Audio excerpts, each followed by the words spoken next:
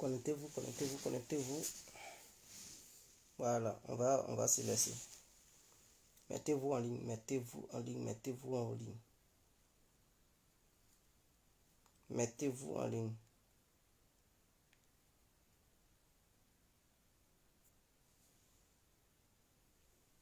Mettez-vous en ligne. Connectez-vous, partagez le direct. Et n'hésitez pas à me donner mes étoiles, mes frères et sœurs.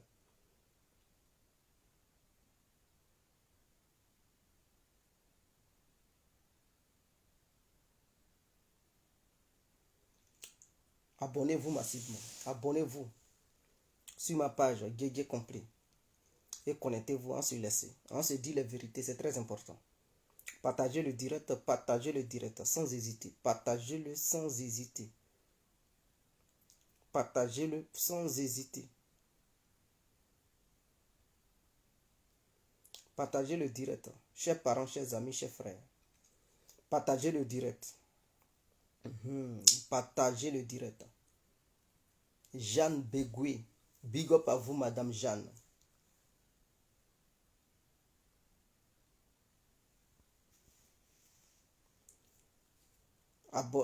Abonnez-vous massivement. Abonnez-vous massivement. Abonnez-vous massivement. On va se laisser. Alors, sans trop tarder, on va rentrer dans le but du sujet. Bonsoir, bonsoir à tous et à toutes. Pour tous ceux qui ne me connaissent pas, je suis l'incontournable Guégué Complet tout terrain, l'homme dont on parle, l'homme qui n'a pas fort aux yeux, l'homme qui ne marche pas ses mots. Vous pouvez aussi m'appeler devant la vie, l'homme n'est rien, gouverneur italien, docteur Mondon, appelez-moi Boum Boum, laisse pas mourir 5 heures, plein droit, El Padrino Camari des ou la Moudia. Alors nous voilà à nouveau devant cette caméra pour parler de la géopolitique, de la géostratégie et les intérêts des uns et des autres. Il faudrait que ça soit clair. L'Afrique ne doit pas faire l'erreur. Oui, l'Afrique n'a pas le droit à l'erreur. Et c'est de ça qu'on va parler aujourd'hui.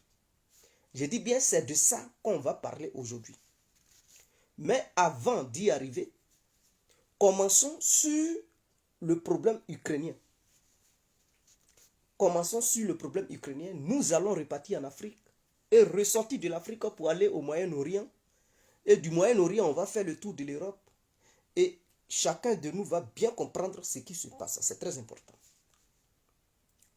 Des gens se posent des questions. Pourquoi les Occidentaux défendent les Ukrainiens bec et ongles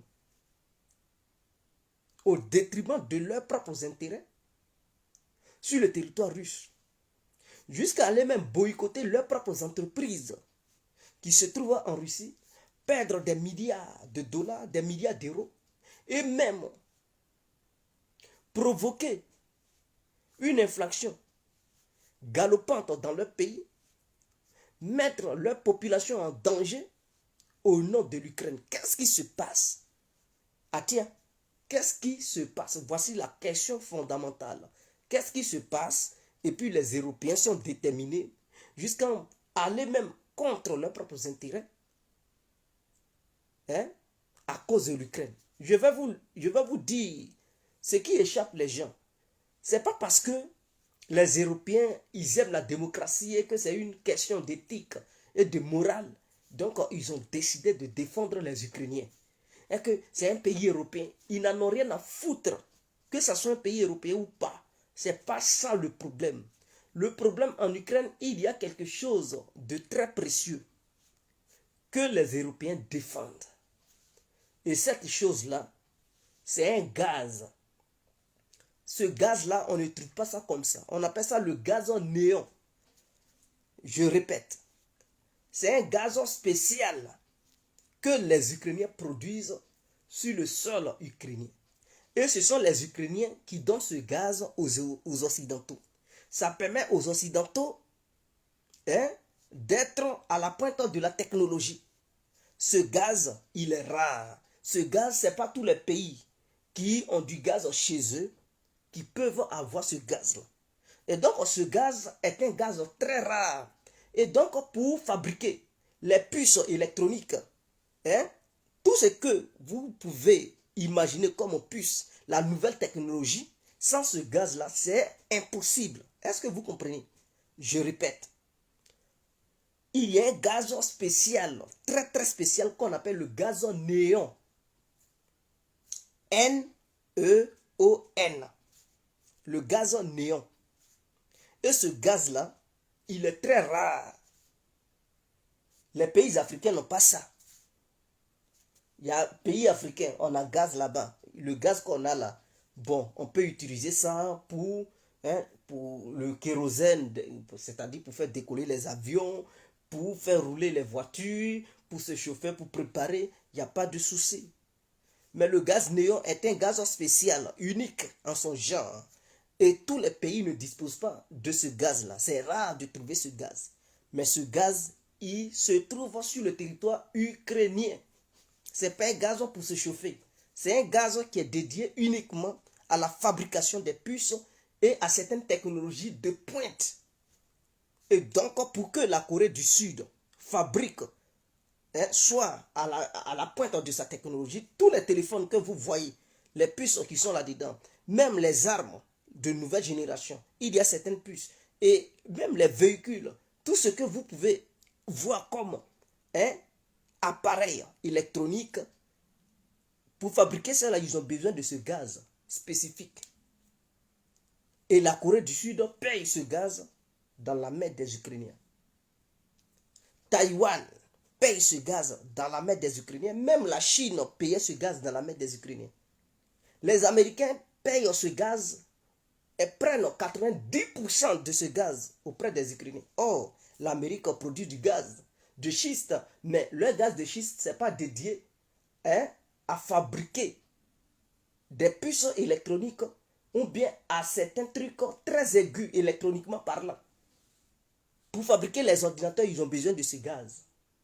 Donc les Américains, ils prenaient ce gaz en Ukraine, 70-90% de ce gaz, pour aller fabriquer leurs choses. Les Européens aussi, ils partaient là-bas pour prendre. Et cette partie où se trouve le gaz, c'est la partie est de l'Ukraine. Et l'usine qui produisait le gaz en question se trouvait à Mariupol. Mais le champ gazier où ça se trouve entre Izoum et Dniepr. C'est-à-dire la rivière. Donc ça se trouve toujours à l'est. Et comme Poutine a lancé une opération spéciale pour récupérer tout ce territoire, les Européens voient en ça comme leur manne. C'est-à-dire, c'est quelque chose qu'ils vont rater. Parce que si Poutine réussit à contrôler ce champ gazier, il peut réduire en néant la technologie européenne. Il peut ramener l'Europe aux années précédentes. Parce que s'il décide de ne plus vendre ce gaz auprès des Européens, des Américains et tout, c'est fini. Ils pourront plus. La Russie, elle peut même sanctionner la Corée du Sud pour dire, bon, on ne va plus vous livrer ce gaz. Donc, ce que vous allez prendre pour fabriquer vos téléphones, vos puces, trucs, voilà, vous allez chercher ça ailleurs. Nous, on ne vous livre plus ça, on va livrer ça aux pays amis. Et ça, les Européens, ils ne veulent pas. Donc, ils sont prêts à défendre l'Ukraine, ils sont prêts à miser sur l'Ukraine pour ne pas que l'Ukraine perde ce champ gazier. Parce que c'est un gaz unique. Parce que si l'Ukraine perd cela et que ça tombe dans la main des Russes, les Russes peuvent dire, bon, on vous coupe ce gaz. On ne va plus vous le revendre. On va revendre ça à d'autres pays partenaires. Et ça, les Européens ne veulent pas. Donc, ce qui se passe en Ukraine, c'est une question d'intérêt. Ça n'a rien à voir de dire la démocratie. Ils ne peuvent pas dire ça devant les médias pour dire non, on défend nos intérêts. Non, non, non, non. Et que Poutine est un dictateur. Ce sont des discours qui tiennent. Mais derrière les discours se cachent certaines choses que le monde entier ne sait pas. Ce n'est pas à cause des beaux yeux des Ukrainiens que les Occidentaux sont déterminés à dire, bon, il faudrait que l'Ukraine reprenne les villes perdues, ceci, cela. Quand il dit ça, c'est pour que l'Ukraine reprenne les usines où ce gaz était travaillé avant de le revendre. Donc, ils sont pressés à dire, bon, ils veulent reconstruire l'Ukraine. C'est pour remettre ces usines en marche pour recueillir ce gaz le plus tôt possible. Parce que si ce gaz ne vient plus dans les mains des Européens, ça va leur causer du tort en matière technologique. Voici le vrai problème. Voilà pourquoi les Européens sont déterminés à aider les Ukrainiens. Voilà pourquoi ils misent, ils payent des milliards. L'Amérique met 40 milliards. Les Européens mettent de l'argent.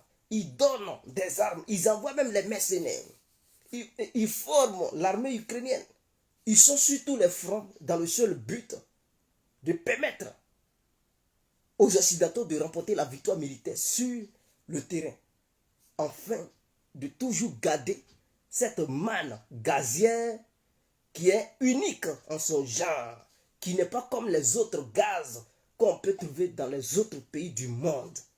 Voici le fond du problème.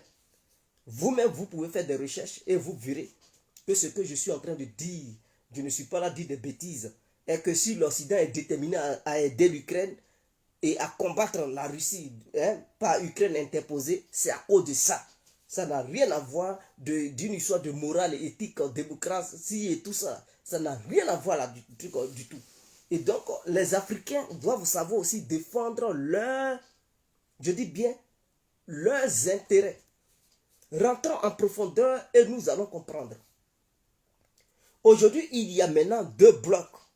Je dis bien, il y a le bloc de l'Est et le bloc de l'Ouest. Lui qui se met la Russie à dos, ça veut dire qu'il combat le bloc de l'Est.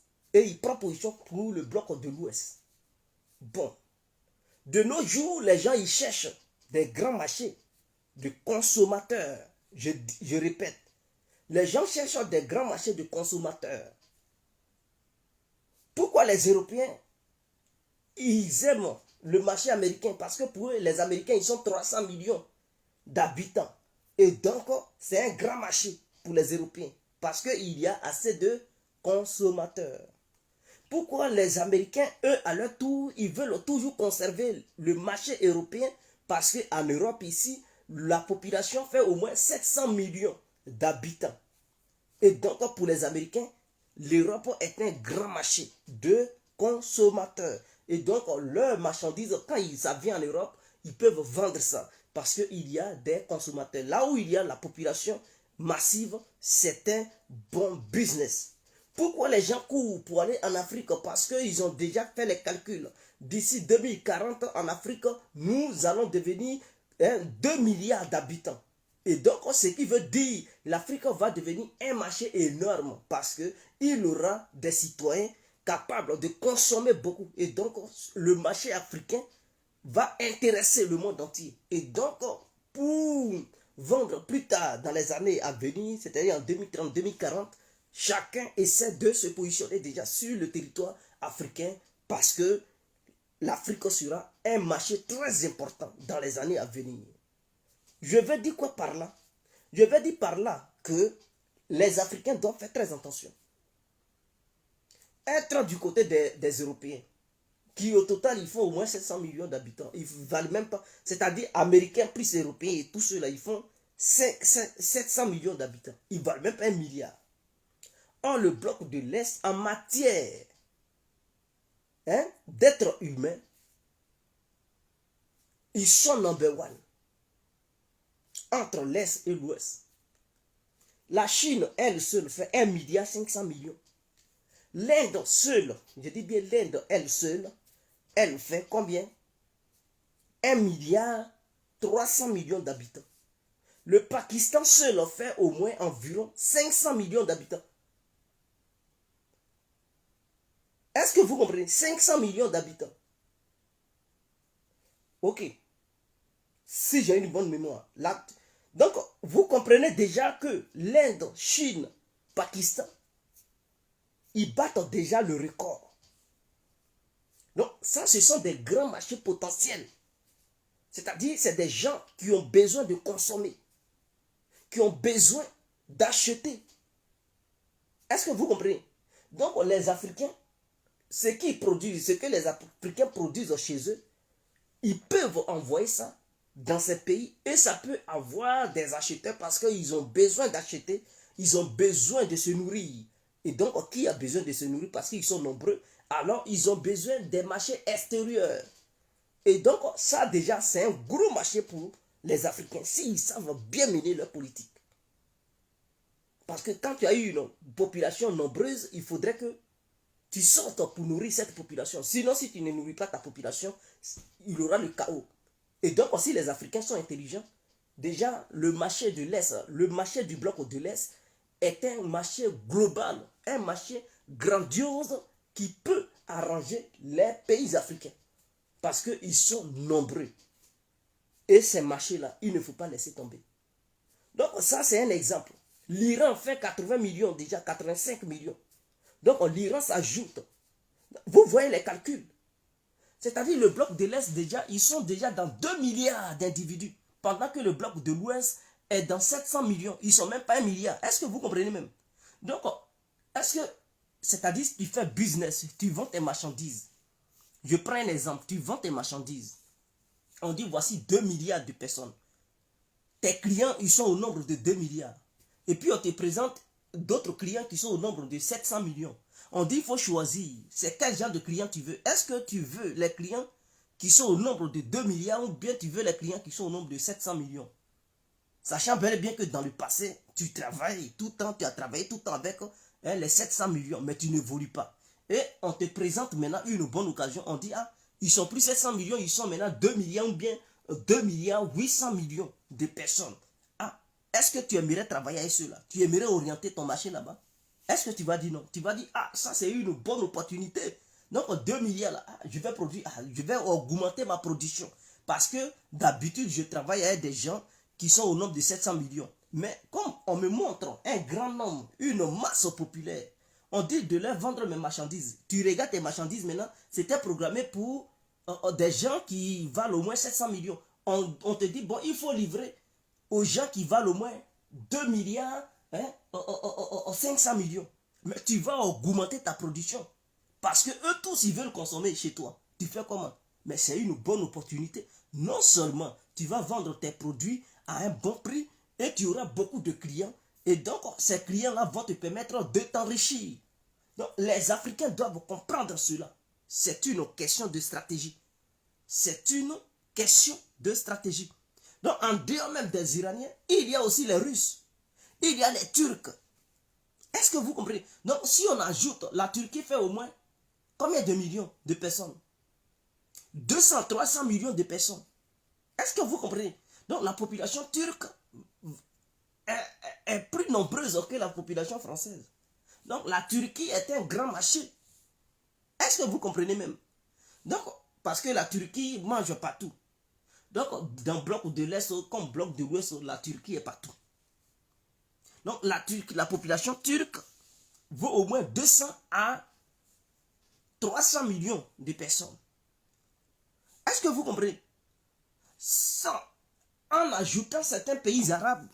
Donc, vous imaginez déjà que ces gens-là, ils vont dans même, je peux dire, 3 milliards d'individus. Donc, c'est un gros marché de 3 milliards. Un gros marché qui est en face des Africains. Parce que l'Inde et la Chine, déjà, les deux pays-là font au moins 2 milliards. Donc, on écarte les deux pays-là. Ils font déjà 2 milliards. La Chine fait 1 milliard 500 millions. Donc, et l'Inde fait 1 milliard 300 millions. Donc, tu prends les 500 millions de la population chinoise en dehors de 1 milliard, tu prends les 300 millions de la population indienne en dehors de 1 milliard, donc ça va faire 800 millions. Donc, tu mets le Pakistan, qui, elle, a eu une population de 500 millions d'habitants, ou bien 400 millions d'habitants. Déjà, ça fait déjà 300 milliards d'individus. Est-ce que vous comprenez? En ajoutant la Russie, l'Iran, en ajoutant la Biélorussie et les autres pays de l'Est, l'URSS, qui sont le Kyrgyzstan, l'Arménie, l'Azerbaïdjan, les trucs, quand tu les ajoutes, voici un gros marché à tiens. Voici un gros marché. Donc, les Africains ne peuvent pas orienter leur commerce là-bas. Est-ce que sans l'Occident, on ne peut pas vivre? Ah bon, la Turquie, 84 millions. Voilà, donc ça va alors. Mais déjà l'Inde et la Chine, les deux font 2 milliards 800 millions d'habitants. sur la terre. Est-ce que vous comprenez? 2 milliards 800 millions d'habitants. Donc, dans les 800 millions là, il manque combien? Il manque 200 millions, ça va faire 3 milliards de population. Pendant que les Européens, ils sont 700 millions. Est-ce que vous comprenez? Donc, tu ajoutes la population pakistanaise, tu ajoutes la population iranienne, tu ajoutes la population russe, tu ajoutes la population turque, tu ajoutes la population azerbaïdjanaise, biélorusse, au Kyrgyzstan, même Afghanistan, il faut traiter les Afghans, il faut traiter les Syriens, il faut traiter tout ce monde-là. Donc vous comprenez déjà, on est dans une histoire de 3 milliards, au moins 500 millions de personnes. Donc c'est un gros marché global. On peut traiter avec eux. Mais pourquoi les Occidentaux disent non, non, non, faut pas, on va traiter avec eux. On n'a qu'à traiter uniquement avec l'Occident. On est dans où là? Pendant ce temps, eux, ils traitent avec ceux-là. L'Occident demande aux Africains, par le biais de la France, de ne pas traiter avec la Russie. Est-ce que vous comprenez? L'Occident demande aux Africains, par le biais de la France, en allant faire une tournée en Afrique, demandant aux pays africains de ne pas commercialiser avec la Russie, ainsi que la Chine. Mais il faut uniquement commercialiser avec eux, les Occidentaux. Mais eux-mêmes, ils commercialisent avec la Russie, non? Qui donne le gaz aux Occidentaux? Quand la Russie a baissé son gaz de 20%, est-ce que ça n'a pas créé un tollé ici en Occident? Ça crée de partout. La Russie utilise l'énergie pour mener une guerre énergie. Ah, donc, ça veut dire eux-mêmes, ils utilisent l'énergie russe. Mais pourquoi ils empêchent les Africains? Vous dites que la Russie, Poutine est un dictateur, c'est un sanguinaire, ceci, cela. Mais son énergie n'est pas sanguinaire. Son énergie vous permet d'avoir l'électricité, vous permet de faire travailler vos usines, vous permet de vous chauffer, vous permet de préparer et tout. Donc son énergie n'est pas criminelle. Mais lui, il est criminel. Et vous demandez aux pays africains de ne pas composer avec lui. On est où là? En un mot, les Occidentaux ne veulent pas l'émergence des pays africains. Ne veulent pas que nous, Africains, on évolue. Et ceux qui n'ont pas compris, les présidents africains qui n'ont pas compris, ils vont tomber dans le piège occidental. Ils vont tomber dans le piège occidental. En brandissant une question de démocratie. Ils se cachent derrière la démocratie. La démocratie est une invention. La démocratie n'est pas un fait réel qui est vivant. Ce fait n'est pas vivant. La démocratie est un slogan pour piller des peuples, pour piller des nations. Je répète, la démocratie n'est pas réelle. La démocratie est une idéologie impérialiste. En utilisant la démocratie, on peut piller des pays, on peut bombarder des pays, intervenir militairement pour déstabiliser des régimes qui ne correspondent pas à leur vision, soi-disant démocratique. C'est-à-dire, leur vision, c'est qu'il faut te soumettre à eux. Ils vont te piller. Tu te soumets à eux, ils te pillent, tu es démocrate. Le jour où tu ne veux plus te soumettre à eux, pour qu'ils te pillent, en ce moment-là, tu deviens dictateur, tu n'es plus démocrate. Voici la vraie définition de la démocratie. Tiens. Voici la vraie définition de la démocratie.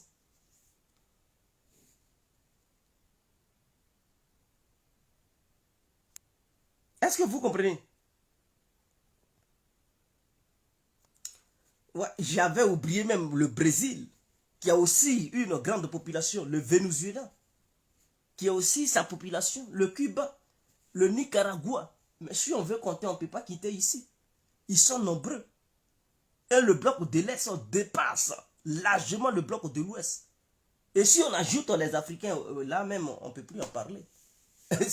Ce marché même est un marché gigantesque, titanesque, que les Européens eux-mêmes, ils vont trembler. Je pense que les Européens ne sont pas sérieux dans leur démarche. En disant, on n'a qu'à isoler la Russie. Mais eux-mêmes, ils n'isolent pas la Russie. Hein. Ils demandent aux Russes de leur vendre leur blé. Est-ce que vous comprenez même? Ils n'ont jamais sanctionné le blé russe. Hein? Ah oui, oui. Tout ce qui est céréales, nourriture, là, ils n'ont pas sanctionné.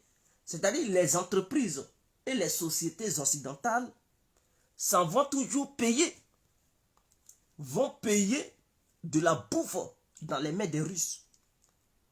Et comme tout ce qui est céréales, la Russie a demandé aux pays inamicaux de payer ça en roubles, il y a Gazprom Bank qui est situé en Suisse.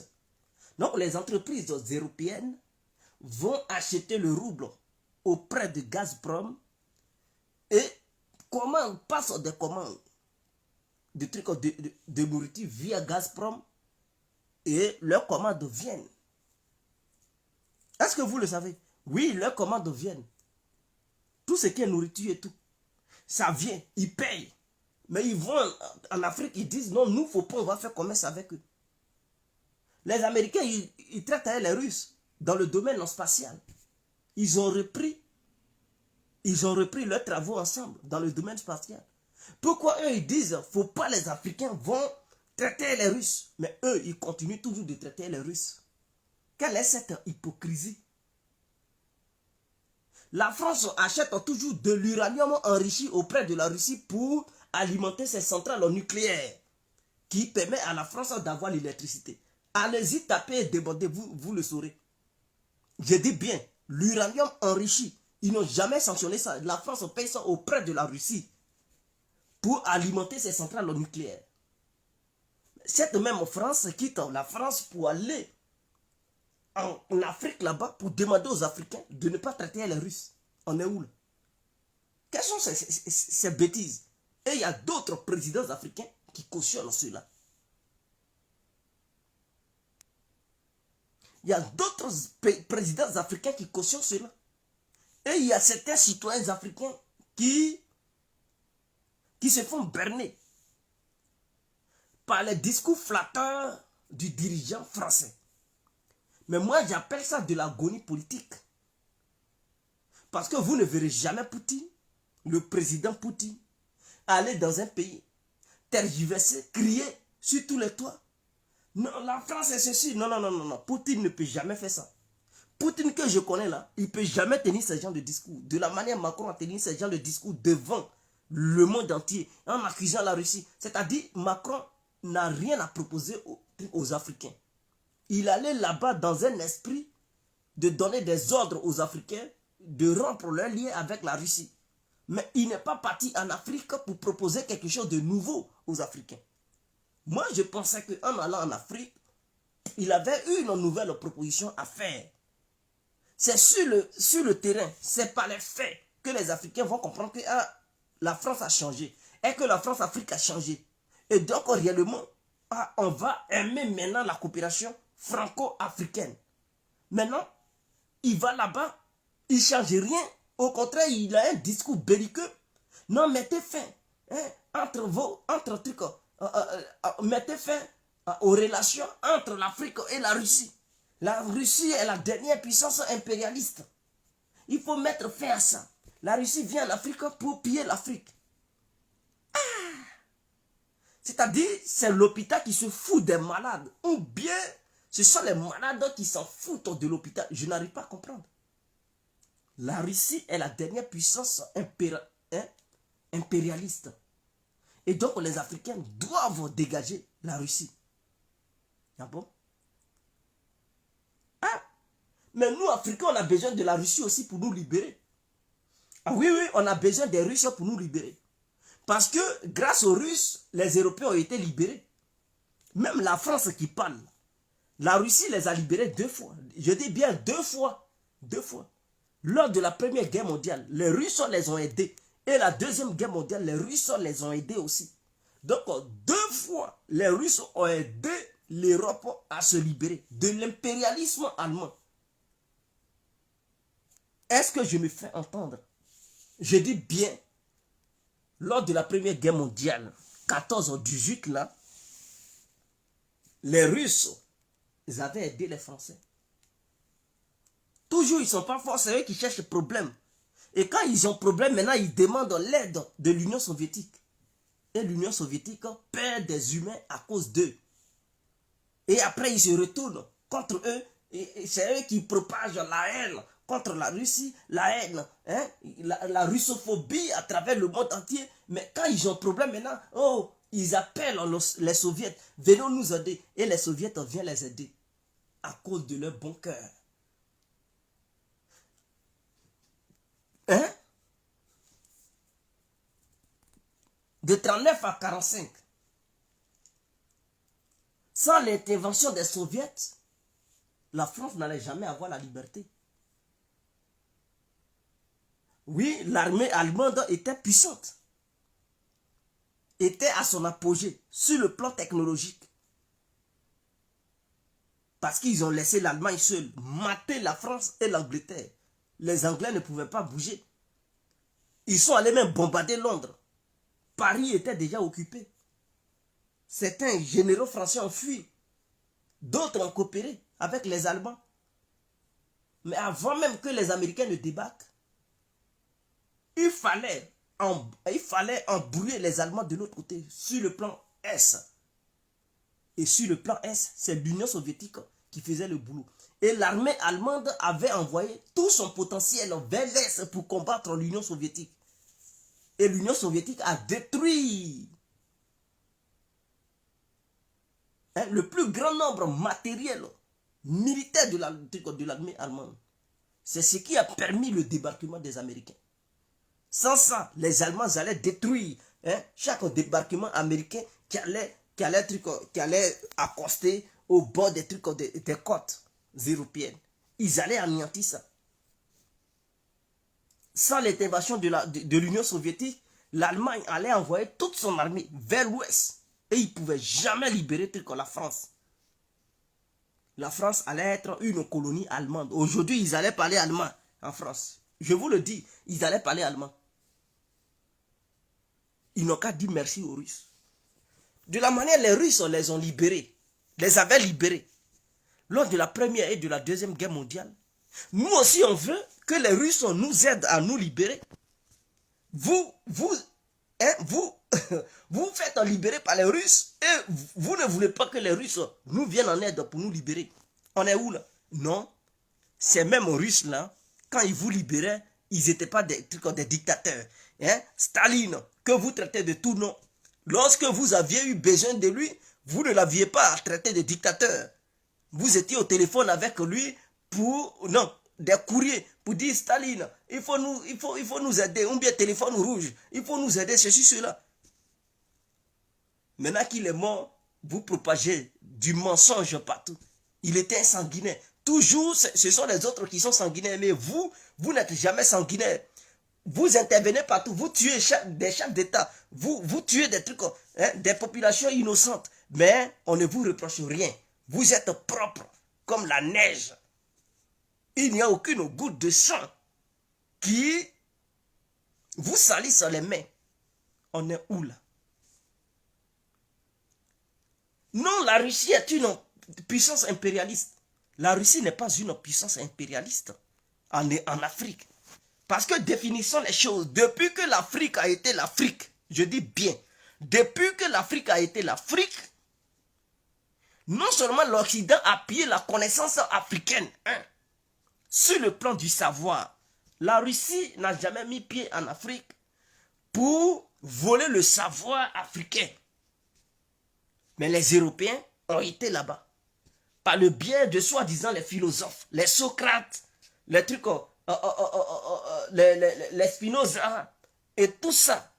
Ils ont été tous en Afrique pour voler la connaissance, le savoir africain.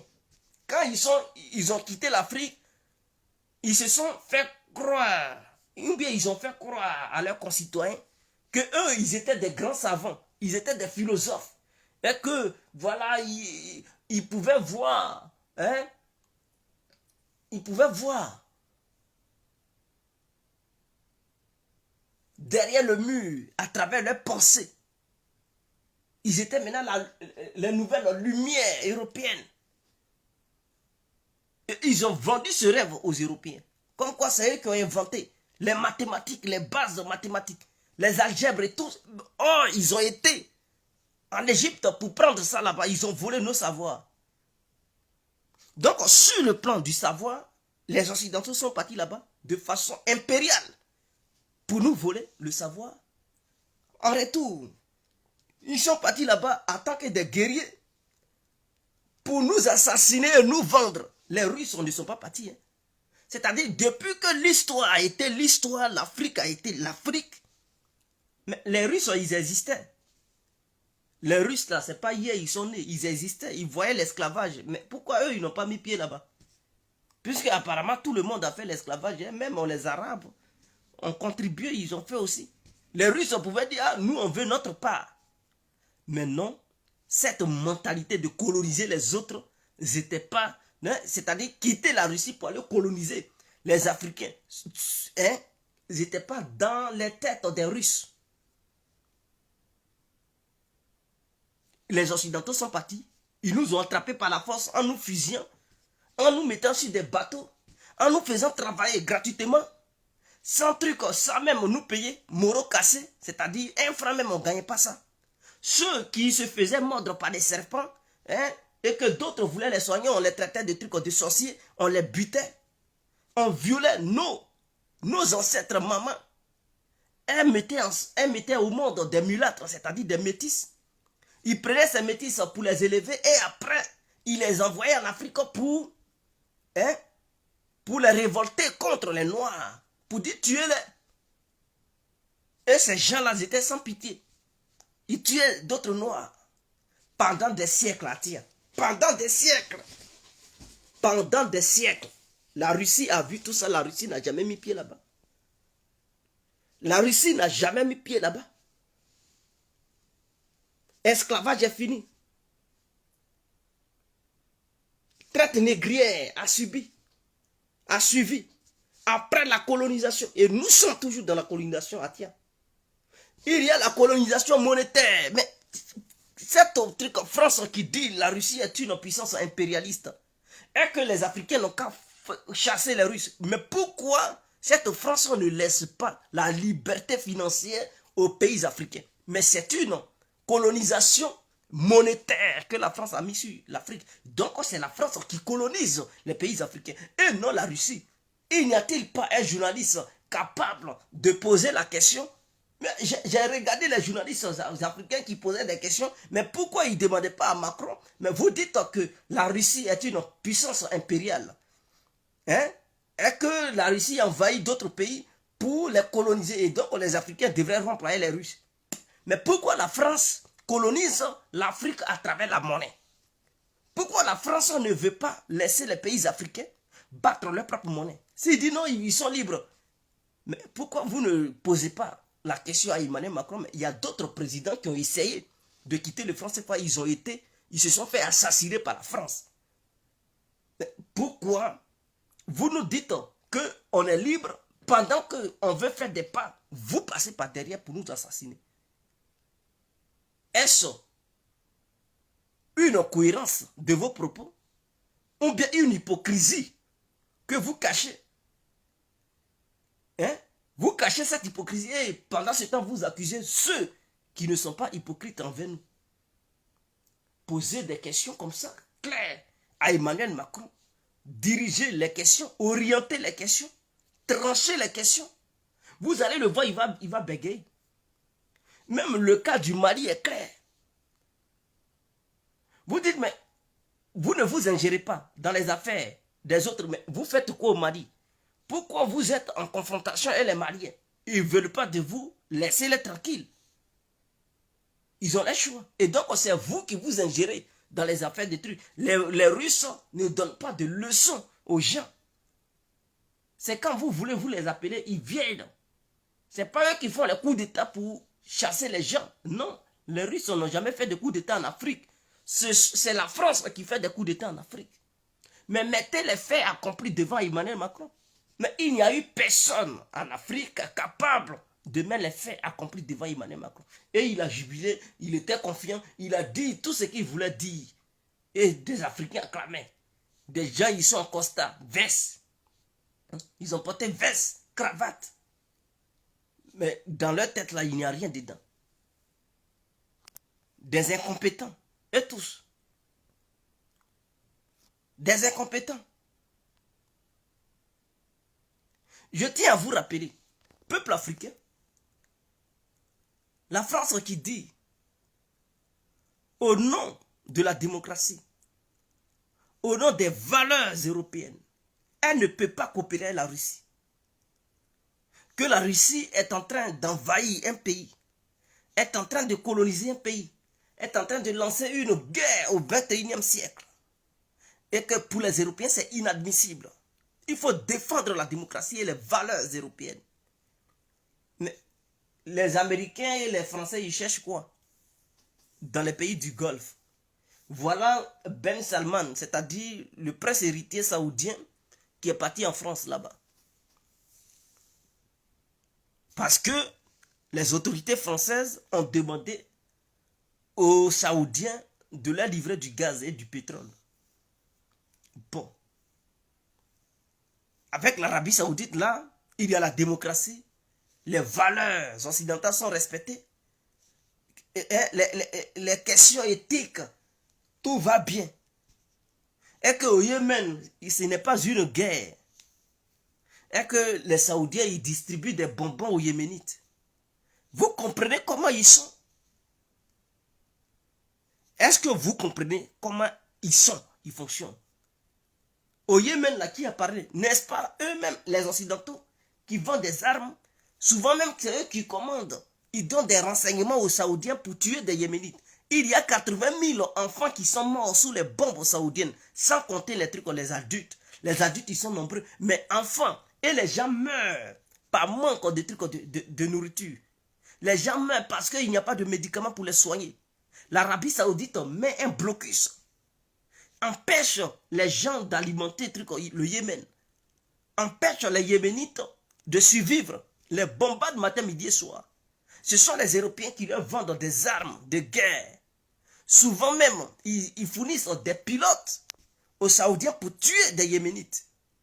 Ça, ce n'est pas une guerre pour les Européens.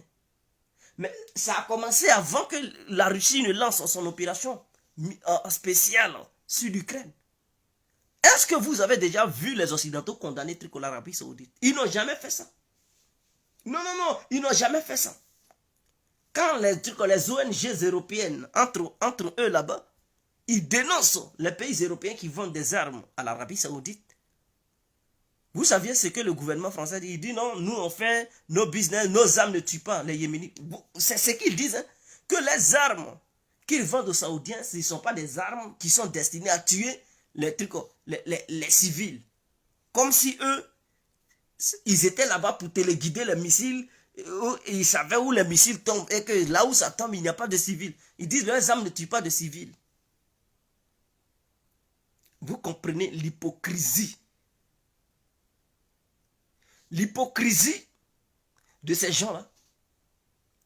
Non, les Saoudiens même, ils ont tué un journaliste dans l'ambassade saoudienne en Turquie. Ils l'ont découpé en petits morceaux, ils l'ont mis dans un sac. Ils ont vu ça. Hein? Qui a condamné même l'Arabie Saoudite? Est-ce que les Occidentaux ont condamné ça? Imaginons que cette scène se passait dans un autre pays. Mais c'était les Russes qui commettaient cet acte. Mais puis, on n'allait pas attendre. Poutine le vampire, Poutine le terroriste, Poutine ceci. Non, mais des sanctions. Mais des sanctions allaient pleuvoir. Les médias matin, midi et soir. Poutine, Poutine, c'est un criminel. Les Africains arrêtaient de commercer avec. Mais comme ce sont les Saoudiens qui ont fait ça, eux tous, ils ne parlent pas. C'est normal. Donc, ce double jeu-là, ça ne peut pas fonctionner de nos jours. Pourquoi quand il s'agit des Saoudiens, ils ne parlent pas? Parce que tous les Saoudiens détiennent la valeur du dollar. Il suffit demain que les Saoudiens disent non, le pétrole, nous on ne vend plus en dollars. Le dollar chute. Et donc pour ça, au nom de leurs propres intérêts, quel que soit ce que l'Arabie Saoudite en fera, ils ne broncheront pas. Ils ne parleront pas. Parce qu'ils ont peur de voir le dollar chuter. Et si le dollar chute, c'est l'hégémonie américaine qui tombe. Et donc, si l'Amérique tombe, l'Europe n'existera plus, puisque l'Europe, à cause de l'Amérique, elle existe. L'Europe, l'Union européenne, est une création des États-Unis d'Amérique. Donc, voici un peu Quand il s'agit de leurs intérêts, là, ils sont prêts à commercer avec le diable même. Mais quand il s'agit des autres, eux, ils donnent des leçons de morale aux autres, avec qui ils doivent commercer, avec qui ils ne doivent pas commercer. Ils ont leur pays, nous, on a nos pays. C'est à nous de définir nos politiques. Ce n'est pas à eux de choisir quelle politique les Africains doivent faire. Quand c'est comme ça, c'est clair. Moi, ce que j'aime du côté du bloc de l'Est, c'est des gens, ils ne s'immiscent pas dans les affaires intérieures des autres pays, en fait. Tu ne verras pas Poutine prendre son téléphone, appeler un dirigeant africain pour lui faire la morale, pour lui donner des leçons. Tu ne verras jamais Xi Jinping appeler un dirigeant africain pour lui mettre la pression. Que non, tu ne respectes pas les règles démocratiques. Tu es un dictateur. Il faudrait que il faut limiter tes mandats. Ceci, cela. Non, tu ne verras pas. Vous ne verrez jamais ces gens-là faire cela. Parce qu'ils respectent la culture de chaque peuple. Ils respectent les États et leur culture, leurs valeurs. Chaque État doit fonctionner de la manière il a envie de le faire fonctionner. Ce n'est pas à un autre pays d'imposer sa vision. Eux, ils sont quoi? Et puis, ils pensent que leur vision est une vision universelle et que tout le monde doit vivre comme eux. N'est-ce pas eux qui parlent d'intégration? Je répète, ce n'est pas eux qui parlent d'intégration. S'intégrer là, ça veut dire quoi? Lorsqu'on parle d'intégration, ça veut dire que tout le monde n'a pas la même manière de vivre ensemble, de la même façon plutôt. Tout le monde n'a pas la même manière de vivre de la même façon. Donc chaque peuple a sa manière de vivre. Ce qui veut dire chacun a sa manière de voir les choses. Sinon, si c'était une vision unique et que tout le monde devrait être la même chose, alors on n'allait plus s'intégrer. Parce que d'un point A à un point Z, tout le monde allait avoir les mêmes pensées, les mêmes trucs, la même manière de vivre, les mêmes cultures. Et donc on allait vivre de la manière, l'homme occidental, même en Occident là, en Occident, ils n'ont pas le même mode de vie. Hein. Ah oui, oui, oui, oui, ils n'ont pas la même manière de vivre. C'est-à-dire, quand un Belge, il vient en France, il doit s'intégrer à la vie française. Si un Français va en Belgique, il doit s'intégrer. Un Français qui va en Suisse, il doit s'intégrer. Un Suisse qui vient en France, il doit s'intégrer. Ça veut dire, entre eux-mêmes, là, ils ont plusieurs manières de vivre. Est-ce que vous comprenez? Entre eux-mêmes, ils n'ont pas la même façon de faire leur politique. Est-ce que vous comprenez? Il y a d'autres, il y a des royaumes ici, non? Et il y a des républiques. L'Allemagne, là, c'est pas un État qui est où on vote au président. Pour dire le président gouverne. C'est le premier ministre qui dirige. En Angleterre, c'est le premier ministre. En Suisse, c'est l'histoire de premier ministre. En Suède, c'est la même chose. C'est-à-dire, il y a des pays où on parle encore de roi. Mais pourquoi ils ne leur donnent pas des leçons de démocratie? Pour dire non, nous ne sommes plus autant des rois. Vous devez voter des présidents. Comme c'est eux, ouais, il y a histoire de trucs de rois. Il y a des royaumes, le royaume. Ils n'ont qu'à dire en Afrique, des pays africains décident de transformer leur régime en des régimes de royaumes. Vous allez les voir en train de crier. Non, non, non, non, la démocratie, faites des élections. Il doit y avoir un président. Il n'est plus question de roi. Et ils vont commencer à gueuler, crier, ils vont condamner, sanctionner, embargo. Mais quand c'est chez eux, il n'y a pas d'embargo à tiens. En Espagne, il n'y a pas histoire de... Premier ministre, c'est là-bas, là, c'est histoire de roi. Si on veut compter les pays où il y a président là, les pays de trucs. Si on veut compter les républiques, il n'y en a pas beaucoup. Je viens, excusez-moi une.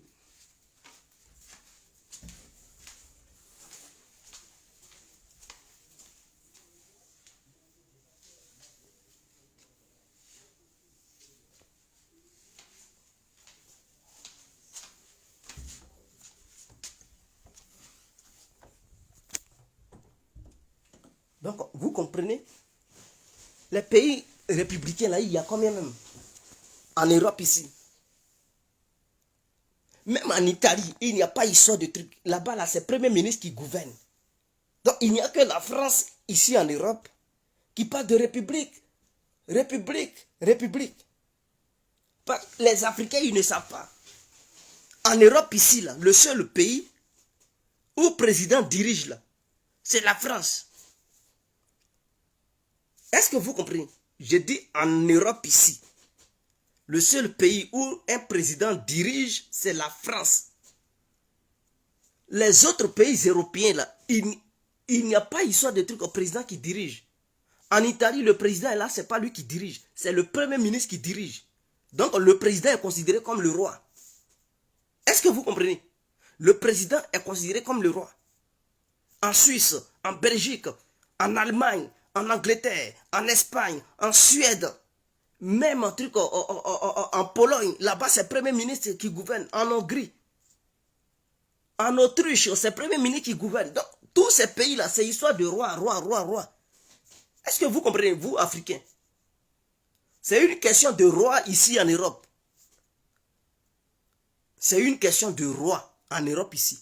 Il n'y a que la France seule qui n'a plus de roi, mais qui a une histoire de président. Voilà pourquoi elle veut imposer sa vision au reste du monde entier. Je dis au reste de toute l'Afrique. Donc les Africains doivent aussi avoir des États républicains, avoir des États où ils élisent des présidents qui doivent gouverner et qu'il n'est plus question de roi. Mais en Europe ici, la France ne donne pas la leçon aux autres pays. C'est l'Allemagne qui commande ici. En Europe, c'est l'Allemagne qui décide de comment ça doit se passer. Mais l'Allemagne est un pays, est un royaume. C'est un royaume parce que là-bas, il y a histoire de roi et de reine.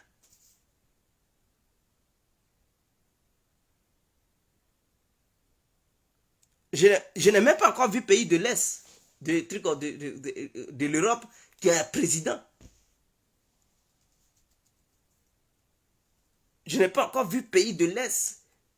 Peut-être il y en a, mais je ne connais pas un. Mais les pays que je connais là, même l'Europe de l'Ouest, c'est la France seule qui a président, qui gouverne. Les autres pays là, ils ont des présidents, mais les présidents ne gouvernent pas. Il n'y a que les premiers ministres qui gouvernent, qui prennent les décisions. Est-ce que vous comprenez? Et leurs présidents sont considérés comme des rois. Voilà. Il faudrait que ça soit clair dans les oreilles des Africains. Il faudrait que ça soit clair dans les oreilles des Africains. Donc, voici comment ça se passe ici en Europe. Ben Salman qui est en France là-bas. Lui là, c'est pas un criminel. L'Arabie Saoudite qui tue des Yéménites, qui commet des crimes contre l'humanité. Depuis combien d'années? Quel Européen qui a déjà condamné ça? Ils ne condamnent pas, non? Ils font du business. Est-ce qu'ils ont déjà mis embargo sur l'Arabie Saoudite? Ils ont déjà condamné l'Arabie Saoudite? Au contraire, eux tous, ils courent pour signer des contrats. Ils vendent des armes. Ils demandent un truc, des aides financières. Ils demandent tout. Mais donc, si vous partez sur cette base, vous comprenez que cette histoire de démocratie, cette histoire de valeur, c'est du n'importe quoi. C'est pour berner les gens. Ils utilisent ça pour empêcher certains États de fonctionner, empêcher certains États d'être indépendants, empêcher certains États de s'émanciper. Et ils utilisent ça pour intervenir militairement à travers le monde. Voici ce qu'ils sont en réalité. Ils sont rien d'autre que des menteurs. Est-ce que vous comprenez? Donc, ce sont des menteurs. Ce sont des menteurs. Je demande aux pays africains de multiplier les contacts avec la Russie, la Chine, l'Inde, la Turquie, l'Iran, le Pakistan et d'autres pays. Multipliez les contacts. Ne prenez pas position. On était dans le bloc de l'Ouest. pendant des décennies, l'Afrique n'est rien devenue. Maintenant, on doit étendre nos relations. Même s'ils mettent des pressions sur vous pour dire non, condamnez l'opération spéciale qui se passe en Ukraine, condamnez ça ouvertement et prenez position. Dites-leur que ça ne vous regarde pas. C'est entre les Européens. Ils n'ont qu'à gérer leurs problèmes et que les Africains ne vont pas s'associer à cette histoire d'opération spéciale de la Russie en Ukraine pour mettre à mal leur coopération. Car la coopération entre la Russie et l'Afrique, ça date de longtemps. Ce n'est pas cette histoire qui va fragiliser ça. Puisque les Occidentaux, ils ont fait de telles opérations, non? Eux-mêmes, là, ils sont allés même tuer des chefs d'État. Ils sont venus même bombarder des pays africains sur nos propres terres. Tuer des dirigeants africains. Qui a rompu les relations avec eux? Pour dire non, ils ont tué Kadhafi. Qui a rompu des relations avec eux? Pour dire, bon, comme ils ont tué Kadhafi, nous, pays africains, on traite toujours avec eux, non? Mais Poutine qui... Est-ce que l'Ukraine a une fois condamné les pays européens quand ils s'en vont intervenir militairement pour tuer trucs? Est-ce que l'Ukraine a déjà rompu une relation avec les pays européens parce que les pays européens sont allés bombarder un pays étranger, tuer des dirigeants? Non, l'Ukraine n'a jamais condamné quoi que ce soit. Quand les Européens foutent la merde en Afrique, l'Ukraine n'a jamais coupé ses relations avec les pays européens en soutien aux pays africains. Pourquoi c'est nous, Africains, on doit soutenir les Ukrainiens? Parce que la Russie est en train de mener une opération là-bas. Ça ne nous regarde point. C'est entre eux, ils n'ont qu'à gérer ça là-bas. Nous, Africains, on gère tout le monde. Lui qui nous arrange, on gère lui. Lui qui traite d'égal à égal avec nous, on gère lui. On n'en a rien à foutre. Il faut condamner. L'heure n'est plus aux condamnations. L'heure est aux affaires, au business. L'heure est aux affaires, au business. De la manière, eux, ils défendent leurs intérêts. Nous aussi, on doit défendre nos intérêts. On ne peut pas les regarder, foutre la merde, nous conditionner à les suivre. Non, non, non, c'est passé. Hein. Cette histoire de truc, hein, du bon élève qui doit suivre son maître, qui doit dire béni, oui, oui, c'est fini. Aujourd'hui, là, le gibier peut poursuivre le chasseur. Ce n'est pas tout le temps en brousse où le chasseur il poursuit le gibier et puis le fusil et puis le fusil. Non, non, non. Il y a un moment donné, le chasseur peut rater le gibier et le gibier peut venir têter le chasseur. Et le chasseur peut rester dans l'agonie. Et voilà, arriver à la maison, il peut même succomber à ses blessures. On dit, mais il y a quoi? Il dit, ah, voilà, il y a la gazelle là, j'ai tenté des trucs de fusil, j'ai raté. Hein, et ça m'a donné des coups de patte. Ah tiens, on ne peut pas te guérir et tu restes là-dedans. Donc il y a des gibiers aussi qui pourchassent les chasseurs, même qui tuent les chasseurs. Donc ils n'ont qu'à faire très attention. C'est pas tout le temps le gibier doit rester dans le coma ou bien mourir. À un moment donné, les chasseurs aussi ils doivent subir. Il faudrait que ça soit clair. Donc faut pas, ils vont penser qu'eux ils sont les chasseurs, nous sommes des gibiers. Et donc on va rester. Non, non, non, non.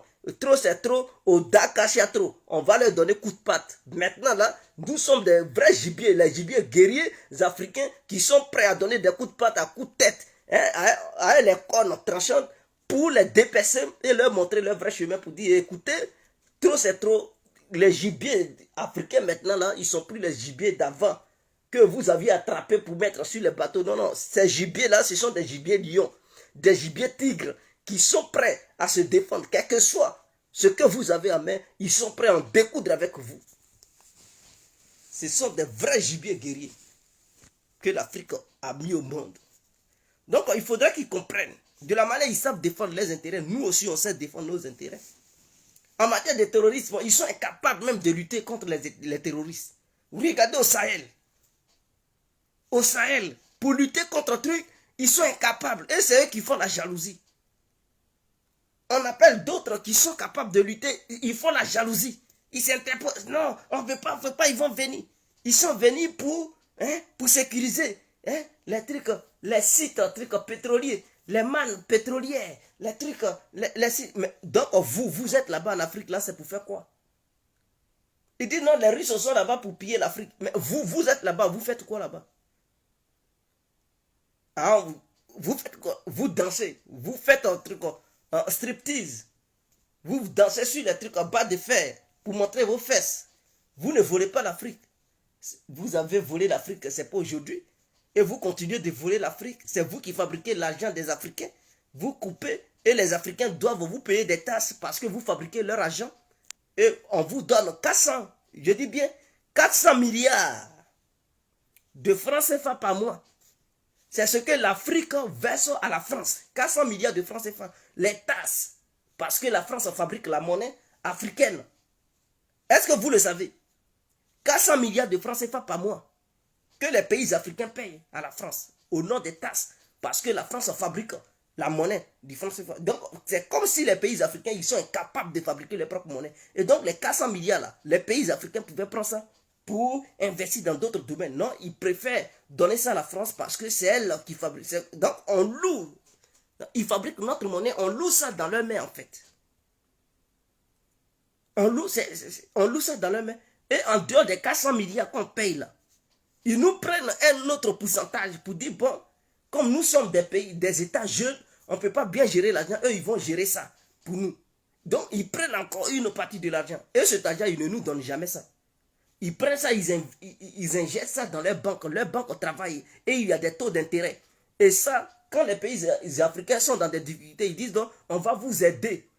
Donc, l'argent des Africains, eux-mêmes, qu'ils ont pris là, ils prennent un peu dedans, ils disent non, ils nous aident. Et quand ils nous donnent ça, ils disent non, les taux d'intérêt augmentent, donc on va leur rembourser encore.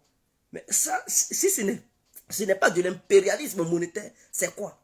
Si ce n'est pas du vol au grand jour, c'est quoi? Et nos caniches là qui sont au pouvoir, ils valent rien. C'est des bénis, oui, oui. Parce qu'on leur menace. À chaque fois, on dit non, hey, ton compte bancaire, on sait où ça y est. Les paradis fiscaux où tu as mis là, tu broches là, on bloque. On va confisquer ton argent. Tes biens que tu as achetés, on va prendre. Donc, du coup, eux tous, bon, ils ne parlent pas. Parce que leurs biens sont en Europe. Mais les présidents africains, est-ce que l'Europe est le seul lieu où vous pouvez garder l'argent? Vous pouvez garder votre argent en Asie. Est-ce qu'en Asie, là, ce n'est pas des pays? Les pays asiatiques, là, n'est-ce pas des pays? Vous ne pouvez pas garder l'argent là-bas? Il n'y a-t-il pas de banques? Est-ce que vous êtes obligé de garder votre argent uniquement en Europe? Vraiment, non, c'est pas la peine. Vous savez que les Européens eux-mêmes, là, ils fuient, ils s'en vont habiter en Asie. Hein? Ah oui, oui, oui. Les Européens, quand ils ont un peu d'argent, ils quittent l'Europe pour aller habiter en Asie. Ils payent des maisons là-bas, ils s'en vont là-bas. Ils se mettent à l'abri. Mais nous, Africains, quand on a un peu, on envoie l'argent ici. Et comme eux, ils voient ça, ils voient que vous êtes au pouvoir. Et vos biens, vous avez ça en Europe. Donc, ils vous font des chantages. En ce moment-là, vous n'êtes plus indépendant. Tout ton argent, tu as mis ça dans leur banque. Ils t'imposent quelque chose. Tu veux contester, ils te menacent pour dire non, on va confisquer ton argent. Cette histoire de la Russie devrait donner une leçon de morale aux Occidentaux. Pour dire, non, aux Africains, pour dire les Occidentaux ne sont pas fiables. Ils ont confisqué les biens de la banque centrale russe, 300 milliards de dollars, qui étaient dans les banques occidentales, c'est-à-dire les produits bruts que la Russie a vendus aux Occidentaux et aux Américains. Ils ont pris l'argent qu'ils devraient donner aux Russes, là. Ils n'ont pas donné, ils ont confisqué ça. Ils ont dit c'est sanctions. Ils ont bloqué 300 milliards. Et tous les Russes, c'est-à-dire les citoyens russes qui avaient des biens ici, ils se sont appris à eux. C'est-à-dire ils n'ont pas fait la différence entre qui est contre Poutine, qui est pour Poutine. Et quand tu es russe et que tu as une maison ici, ils bloquent. Et les citoyens russes qui vont à l'école ici, qui ont ouvert leur compte bancaire, ils ont confisqué leur compte bancaire. Soi-disant, leurs parents sont corrompus en Russie là-bas. Et c'est l'argent de la corruption ils envoient à leurs enfants pour fréquenter ici. Ils ont bloqué. Est-ce que vous comprenez même la logique des Occidentaux? Donc, les élèves russes qui étaient ici, parce que c'est comme ça, il y a des élèves occidentaux qui partent en Russie, il y a des élèves russes qui viennent ici. Ils ont mis embargo sur eux tous, leurs comptes bancaires sont gelés. Leurs comptes bancaires sont gelés et leurs parents ne peuvent plus leur envoyer de l'argent parce qu'ils ont bloqué leur compte bancaire pour dire non, ces Russes n'ont pas le droit d'utiliser le système SWIFT, les cartes bancaires Visa, trucs comme Maestro et consorts. Est-ce que vous comprenez? Et après, ils disent bon, ils vont s'accaparer de leurs biens, et que c'est l'argent qui est corrompu, c'est des oligarques, voilà, et tout. Donc, les Africains devraient comprendre que l'homme occidental, il ne faut pas lui faire confiance. Tu investis ici. Écoutez-moi très bien, n'investissez jamais en Europe. Vous les dirigeants africains, là, si vous osez investir en Europe, le jour où vous voulez changer de politique, ils vont confisquer vos entreprises, vos biens. Même que ce soit des maisons que vous aviez achetées ici, ils vont confisquer ça. Est-ce que vous comprenez? L'argent même d'Oufoué que vous avez envoyé au Vatican, avez-vous déjà vu le Vatican redonner cet argent à la Côte d'Ivoire? Mais l'argent de la Côte d'Ivoire, c'est mort. C'est mort, c'est mort, c'est fini. Ils ont volé ça. Oufoué était naïf. Il a pris des milliards, des milliards, des milliards. Il dit non, le Vatican, gardez ça. Quand la Côte d'Ivoire va être tranquille, donnez ça. Lui, il rêvait ou quoi? Eux, ils ont vu l'argent, ils vont encore redonner ça à la Côte d'Ivoire. Quelles sont ces conneries? Et c'est comme ça les chefs d'État africains font. Ils prennent l'argent de nos pays là pour mettre ça dans les banques occidentales. Le jour où ils mettent embargo, tout l'argent est mort. Et puis eux, ils prennent ça, ils partagent ça entre eux. Et c'est de ça l'Occident vit. L'Occident vit par le biais des vols des autres nations. Vous n'avez pas vu le Venezuela? Je prends l'exemple du Venezuela, qui avait son or dans les banques anglaises. Quand il y a eu le duel entre le Venezuela et les États-Unis, les Anglais se sont mêlés là-dedans, ils ont confisqué l'or. Ils ont confisqué l'or des Vénézuéliens. Et l'Angleterre a pris ça. Pour rien comme ça. L'Angleterre dit non, votre or là c'est bloqué, c'est mort. C'est nous on prend. Et c'est comme ça ils font. Mais je ne comprends pas pourquoi les autres États du monde ne comprennent pas qu'il ne faut pas garder son argent ici maintenant en Angleterre, dans les banques européennes. Il ne faut plus garder, vous les hommes d'affaires, vous les hommes politiques, ne gardez plus vos biens ici dans les paradis fiscaux. Il n'y a-t-il pas de banques en Chine? Chine là, il n'y a pas de banques là-bas. Prenez l'argent, mettez ça dans les banques chinoises. Où vous savez que les Occidentaux ne peuvent pas aller bloquer. La Chine ne va pas aussi bloquer votre argent. Au lieu de mettre ça en Europe, amenez ça vers l'Asie. Gardez votre argent. Il n'y a-t-il pas des banques en Russie? Des banques nationales russes. Vous pouvez ouvrir des comptes, mettre votre argent. L'Occident ne peut pas aller là-bas pour confisquer ça, pour prendre ça. Oh, mais putain, mais je ne comprends rien du tout avec ces pays africains qui sont fanatisés. Ils pensent qu'en dehors de l'Occident, il n'y a plus d'autres pays. Vous ne pouvez pas acheter des maisons en Chine, en Russie, en truc. Mais il y a plusieurs pays. Il suffit d'avoir l'argent. Quand tu es milliardaire, mais qu'est-ce qui va t'empêcher de mieux vivre? Quel que soit l'endroit où tu iras, tu vas bien vivre, tu vas être heureux. C'est l'éducation, mais les Chinois, ils sont bien éduqués. Les Chinois, mais en matière de technologie, ils sont à la pointe. Ah oui, oui, ils sont plus derniers. Ils sont forts. Mais allez-y voir les Chinois ce qu'ils fabriquent.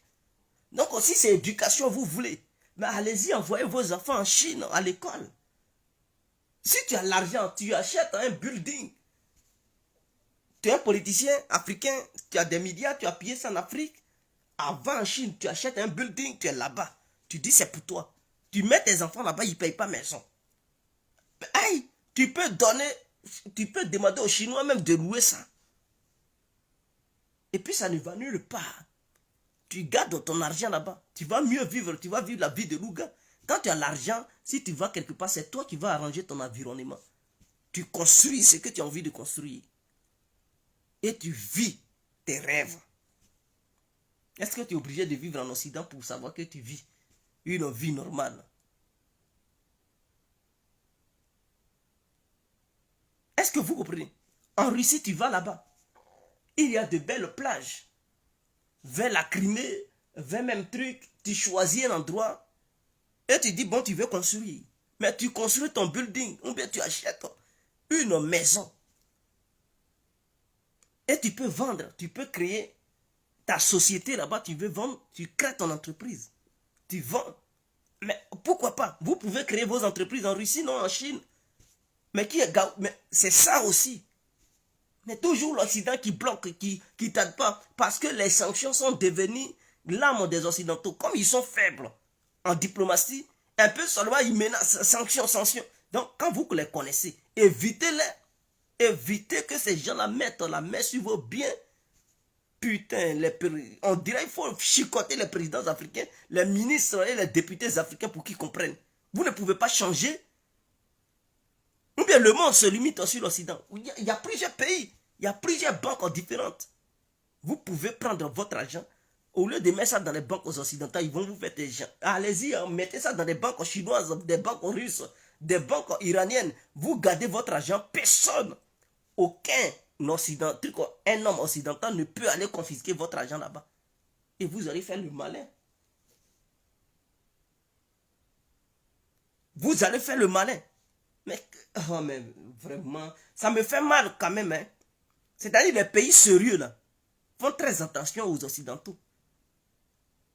Les Chinois, comme ça, ils ont commencé déjà à retirer leurs biens, leurs avoirs dans les pays membres de l'UE, avec en Amérique. Parce que ils se disent que cette histoire de Taïwan, si les Américains commencent à les provoquer, s'ils attaquent et qu'ils ont leurs biens, leurs avoirs ici, les Européens vont bloquer. Les Chinois ont commencé déjà à rapatrier leurs biens. Ils ont compris la leçon russe. Pourquoi l'euro chute? Parce que beaucoup de pays ont commencé à retirer leurs avoirs en Europe, qui étaient en Europe. Parce qu'ils ont compris que les Européens, ils ne sont pas garantis. Tu mets, c'est-à-dire les biens de ton pays, tu mets ça chez eux. Dès lors qu'il y a un problème, ils vont tout confisquer.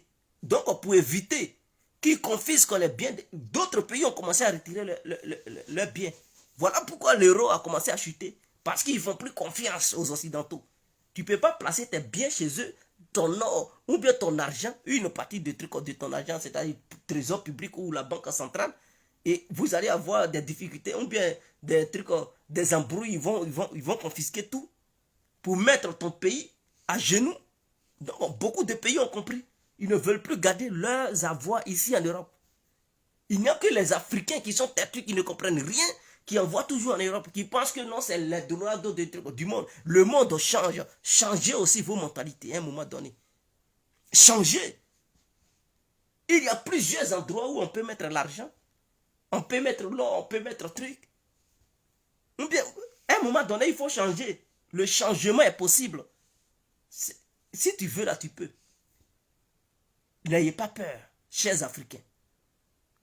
N'ayez pas peur, chers Africains. Même les jeunes Africains qui veulent entreprendre. Moi, je leur conseille. C'est-à-dire, les présidents africains, je ne sais pas, hein, peut-être il n'y a pas le système bancaire chinois, russe en Afrique.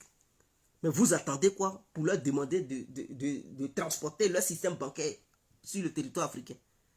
Les présidents africains, ils attendent quoi? Pour dire, on aimerait signer un partenariat dans le domaine économique. Et donc, comme on doit commercer, puisque c'est un pays de l'Asie, hein, le bloc de l'Est utilise déjà un autre système parallèle, on aimerait que ce système parallèle arrive en Afrique. Dès lors que ce système parallèle arrivera en Afrique, ça permettra à certains citoyens africains d'avoir les cartes bancaires de ce système parallèle qui est en dehors du système SWIFT contrôlé par les Occidentaux. Et donc, dès lors que ce système parallèle, c'est-à-dire un autre système en dehors du système SWIFT, contrôlé par les pays de l'Est, le bloc de l'Est, les Africains, les présidents africains doivent œuvrer pour permettre à ces pays d'envoyer leurs banques là-bas. Donc, les banques qui ne sont pas contrôlées par les Occidentaux, mais qui sont contrôlées par le bloc de l'Est. Et donc, ils ont leur système bancaire. Et leur système bancaire là ont des cartes bancaires. Donc, ayez ces cartes bancaires là. Dès lors qu'ils planteront leur banque, ça permettra aux pays africains, aux dirigeants africains d'avoir des cartes bancaires de ces pays-là. Et donc, leur argent, ils peuvent mettre ça directement sur ces comptes bancaires. Sans que l'Occident n'ait les yeux sur ça. L'Occident ne pourra pas contrôler combien de trucs vous avez pris, combien vous avez dans vos comptes bancaires. Et ce qui fera que vous allez être indépendant vis-à-vis des Occidentaux. Ils ne vont plus vous faire des chantages pour dire qu'ils vont bloquer vos avoirs. Non. Parce que vous savez que votre argent là, ça ne se trouve pas dans les banques occidentales, mais ça se trouve en Asie. Dans des banques indépendantes. Des banques occidentales. Et en ce moment-là, vos enfants sont en sécurité. Tout est en sécurité. Bon, les Africains, je ne sais pas. Hein. Nous sommes un continent, on est né pour être toujours les derniers. Macron, arrivé en Afrique, il a mis la pression au téléphone et encore il va mettre la pression, les pays africains vont céder.